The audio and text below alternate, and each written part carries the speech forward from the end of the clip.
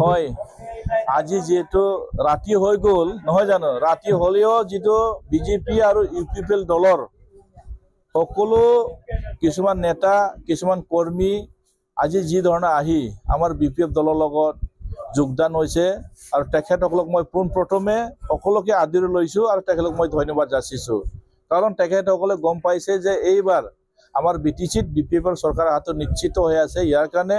তেখেতসকলে একেলগে কাম কৰিম বুলি ওলাই আহিছে আৰু তেখেতসকলক কাম কৰিবৰ কাৰণে আমি সুযোগ দিব লাগিব কাৰণ অলৰেডি গম পাইছে বিটিচি অঞ্চলত বৰ্তমান কি চলি আছে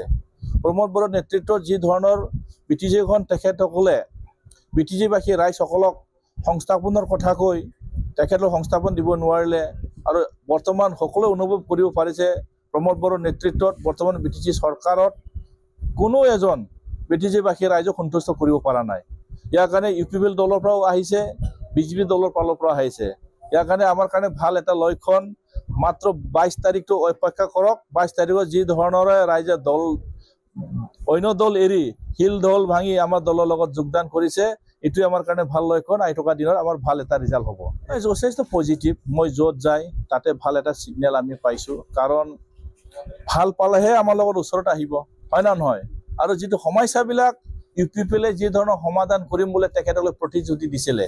এই সমস্যাবিলাক তেখেতলৈ সমাধান কৰিব পৰা নাই আৰু হাগ্ৰামা মহিলাৰী ডাঙৰীয়া নেতৃত্বত বিপিএফ দল হিচাপে অলৰেডি 15 বছৰ বিপিএফ চলালে বিপিএফ চৰকাৰ চলালে এই চৰকাৰ চলোৱা সময়ত এই বিটিচিবাসী ৰাইজক কাকো অন্যায় কৰা নাছিলে শান্তিৰে এই অঞ্চল বহবাস কৰিব পাৰিছিলে ভয় ভাৱ তেখেতসকলক হোৱা নাছিল কিন্তু আজি ডেটত এই 5 বছৰ কাৰ্যকালতে তেখেতসকলে কি কৰিলে উচ্ছেদৰ নোটিছ পঠাই দিলে কিছুমান উচ্ছেদ কৰিলে অত্যাচাৰ কৰিলে ইয়াৰ কাৰণে ৰাইজ আতংকিত হৈছে যাৰ কাৰণে বিপিএফ দলৰ লগত সকলো দল এৰি দলে বলে আহি আমাৰ লগত যোগদান হৈ আছে এটো খুব আমাৰ কাৰণে ভাল আৰু আহি থকা দিনত আমাৰ চৰকাৰ হ'ব আৰু দনচি সমষ্টিত আমি জিতাটো নিশ্চিত হৈ আছে এটোৱে বুজাইছে কাৰণ তেখেতসকলে দলটো ধৰি ৰাখিব পৰা নাই সন্তুষ্ট কৰিব পৰা নাই কাৰণ তেখেতসকলে যেটো ৰাইজক কাম কৰিম বলে তেখেতসকলে প্ৰতিশ্ৰুতি দিছিলে এই প্ৰতিশ্ৰুতিবিলাক পালন কৰিব পৰা নাই আৰু তেখেতসকলে এতিয়া গম পাইছে যে প্ৰমোদ বড়োৰ যে চৰকাৰ নাহিব এটো গম পাইছে যাৰ কাৰণে প্ৰমোদ বড়োৰ ওপৰত আস্থাটো হেৰাই গল আস্থা হেৰাই যোৱাৰ কাৰণে তেখেতৰ দল এৰি আমাৰ দলৰ লগত যোগদান হৈছে আৰু আমি যেটো দনচি সমষ্টি হিচাপে দনচি সমষ্টিত বিপিএফ দলে জিতিবটো নিশ্চিত হৈ আছে কোনো সন্দেহ নাই এইবাৰ আমি বিপুল ভোট লৈ আমি দনচি সমষ্টিত বিপিএফ দলে জিতি আছে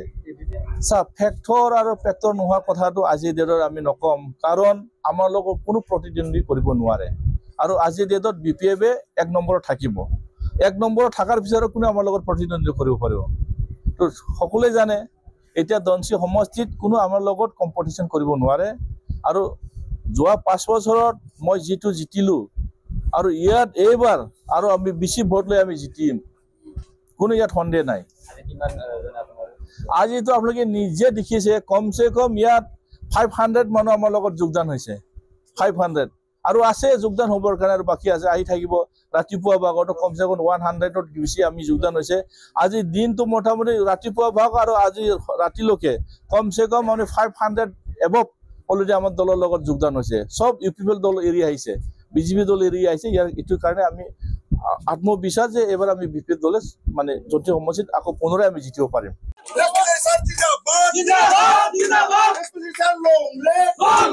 Long